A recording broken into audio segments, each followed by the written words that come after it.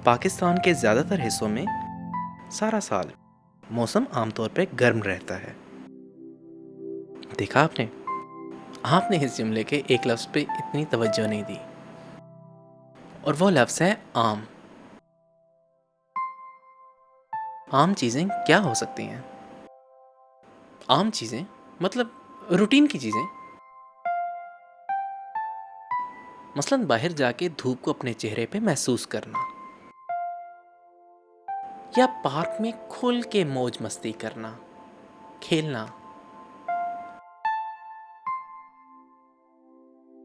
या किसी गर्म दोपहर में यह ठंडे सोडे की बोतल हलक में उतारना।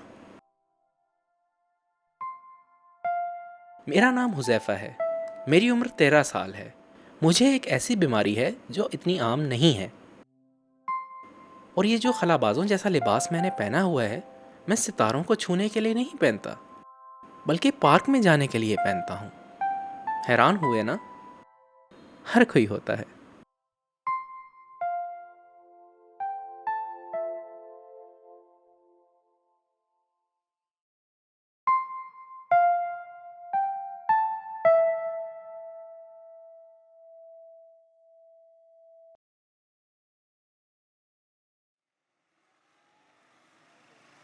मुझे एक मौरूसी बीमारी है जो धूप में जाने की वजह से जानलेवा साबित हो सकती है। एक मिनट, मैं आपको अपनी फैमिली का तारुफ करवा देता हूँ।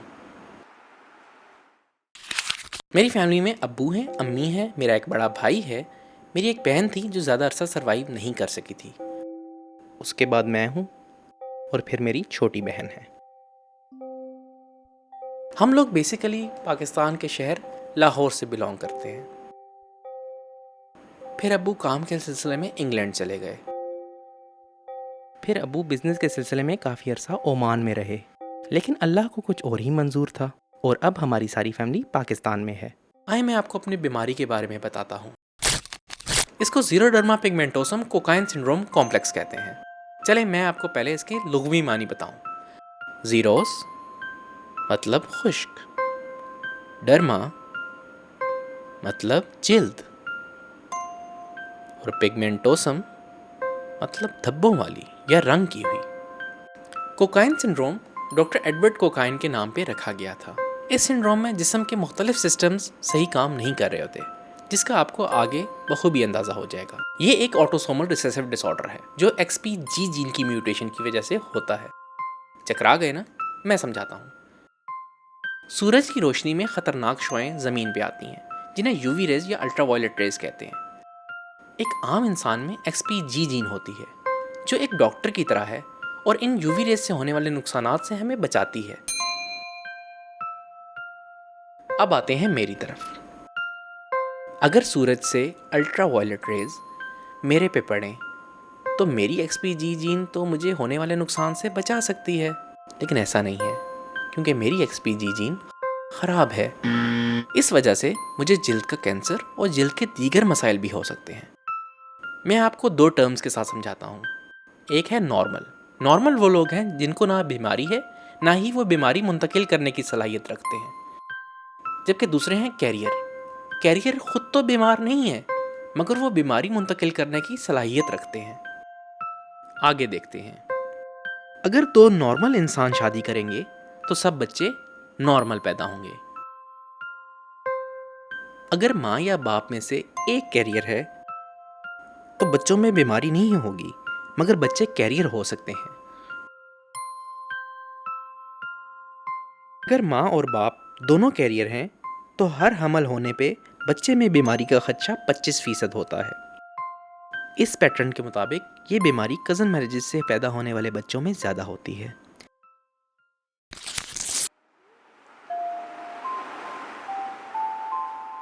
मेरी एक बहन जो बचपन में फौत हो गई थी, उसको यही मसला था। मेरे कज़न्स में से एक को भी यही मसला है। बचपन में देखने में मैं बिल्कुल आम बच्चों जैसा था। मैं बाहर जाके खेलता था, स्कूल जाता था, लेकिन आहिस्ता आहिस्ता कुछ मसले होना शुरू हुए। मैं बीमार रहने लगा। पेरेंट्स ने चेक करवाया, तो पता लगा कि मुझे ये बीमारी है। ये इतनी आम बीमारी नहीं है, और चूंकि आम बीमारी नहीं है इसलिए इसकी तशख़ीस होने में देर लग गई। मैं आंखों की कॉम्प्लिकेशन से बचने के लिए ऐनक लगाता हूँ, और मेरे कानों में मेरे दोस्त डोरेमोन और नोबिता हैं जो सुनने में मेरी मदद करते हैं। यूवी रेज सूरज की छांव में और मसनूई रोशनियों में दोनों में होती हैं। मेरी फैमिली ने अमेरिका से मेरे लिए एक अल्ट्रावायलेट रेज का मीटर मंगवाया है। अगर उस पर रीडिंग 0 आ रही हो तो इसका मतलब है वो जगह मेरे लिए सेफ़ है, लेकिन अगर रीडिंग ज़्यादा आ रही हो तो उस जगह पे जाना ख़तरे से खाली नहीं है। मेरे लिए बाहर जाना महज अयाशी नहीं, बल्कि एक सुहाना ख्वाब या हसरत कह लें, वो है।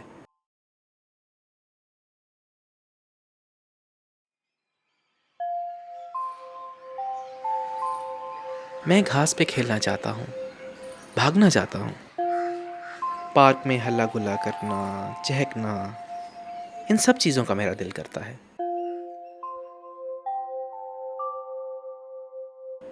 अच्छी बात यह है कि मेरे आईपैड की शॉएं मेरे लिए नुकसानदेह नहीं हैं। मैं इस पे घर के कैमरे वगैरह देखता रहता हूँ।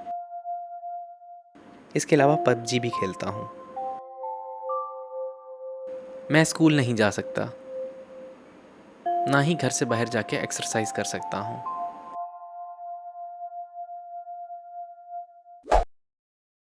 ऐसे में मेरे मामा पापा को किसी ने आइडिया दिया कि अगर मैं स्कूल नहीं जा सकता तो स्कूल को घर ले आए।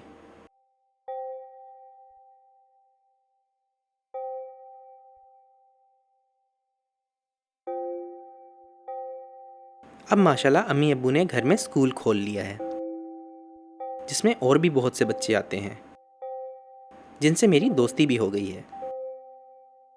अब मेरी एजुकेशन का सिलसिला शुरू हो चुका है। शुरू में मुश्किलात आईं, लेकिन कतरा कतरा मिलके दरिया बनता गया। बहुत सा खेलने का सामान भी घर में है, जैसे ट्रैम्पोलिन, बास्केटबॉल और बास्केटबॉल हुप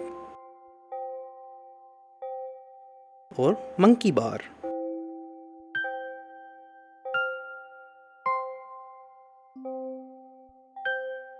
मेरी फिजियोथेरेपी भी अब घर पे ही हो जाती है। एक्शन फॉर एक्सपी इंग्लैंड की एक ऑर्गेनाइजेशन है जो इस बीमारी को डील करती है। उन्होंने मुझे एक लिबास भी भेजा है जिसे पहन के मैं बाहर भी जा सकता हूँ। थोड़ा अनकंफर्टेबल है, लेकिन ना होने से बेहतर है। मेरी स्कूल की साइकोलॉजिस्ट बहुत अच्छी हैं। मेरी उनसे काफ़ी अच्छी दोस्ती है। हमारे पास थेरेपी लाइट्स भी हैं जो साइकोलॉजिकल थेरेपी के लिए काफ़ी अच्छी हैं। और जहाँ तक बात है घास पे खेलने की, तो मेरे पास तो मेरा अपना ग्रास कारपेट है। मैं और मेरी फैमिली अब रात के फंक्शंस अटेंड करते हैं, और हम ट्रैवल भी रात को ही करते हैं। इस तरह मैं सोशलाइज भी कर लेता हूँ। ज़िंदगी काफ़ी बेहतर हो गई है, लेकिन चैलेंजेस अभी भी हैं। मेरा फिल्म देखने वालों को एक पैगाम है। वो पैगाम ये है कि हमेशा अच्छे की उम्मीद रखें, और जिन चीज़ों को आप आम कहते हैं उनकी कदर किया करें।